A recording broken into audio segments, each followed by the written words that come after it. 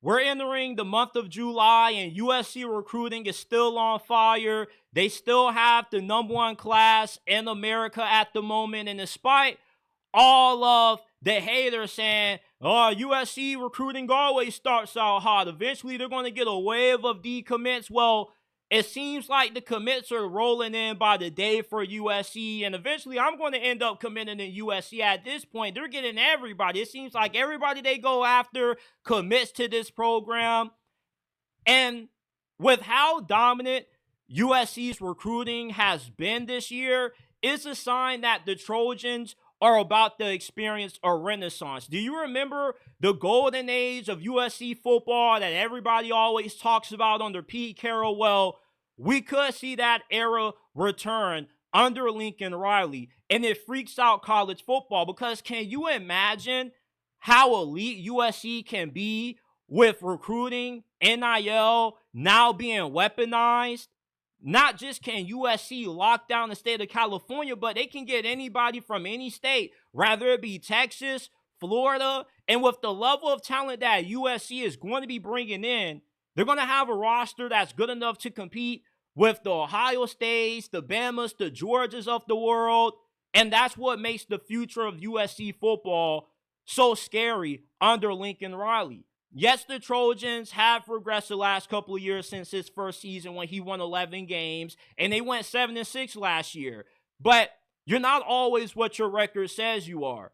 And a bunch of those 6 losses, USC lost them because they imploded in the final minutes of those games, like when they lost to Maryland and Mike Locksley, when they got ground and pounded to oblivion by Michigan. I've never seen a team engineer a 2-minute game-winning drive solely running the football. USC got a tough awakening their first season in the Big Ten, but now that's about to change because they have improved the level of talent that they're bringing in. They're recruiting on par with the Oregons and Ohio States of this conference, and plus with how improved their defensive line and offensive line is going to be, they're going to be better suited to sustain a high level of play and the rough style that the Big Ten likes to play football with.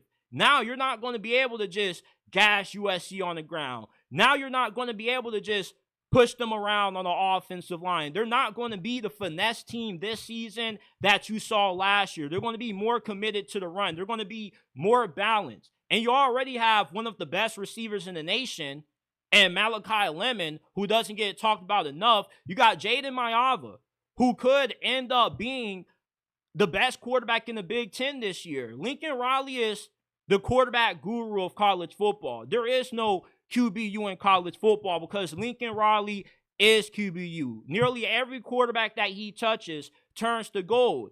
And even Miller Moss last season, despite him getting benched, he wasn't really all that bad, at least compared to the quarterback play that you were seeing in the other Big Ten, and at least compared to the other quarterback play that you were seeing being played in the Big Ten by Iowa and Minnesota. Miller Moss was relatively decent. So if Jaden Mayava was good enough to start over him, I can only imagine how good he's going to be his second year in this Lincoln Riley system. And Deanne Landison year 2 calling plays for USC's defense. I think the floor for USC is 8 wins, but the ceiling is 11 wins. And I wouldn't be shocked if we see the Trojans competing for the Big Ten championship this year. That's how good this team has the potential to be if everything goes right.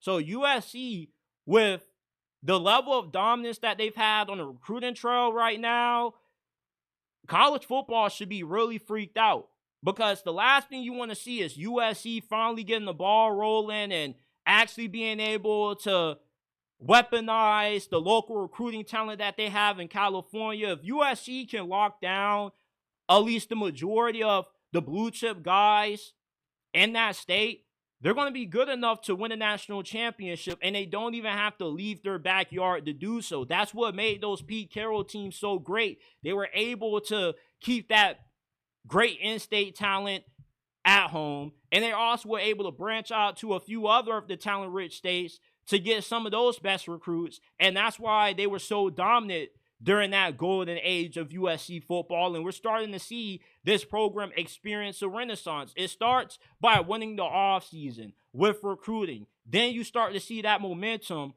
trickle down to the play that you see on the field.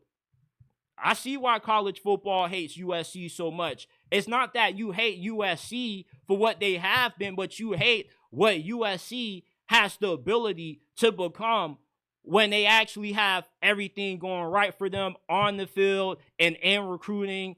And that's why USC's recruiting dominance right now is freaking everybody out, because they know what this team is about to be with what they have coming in and recruiting.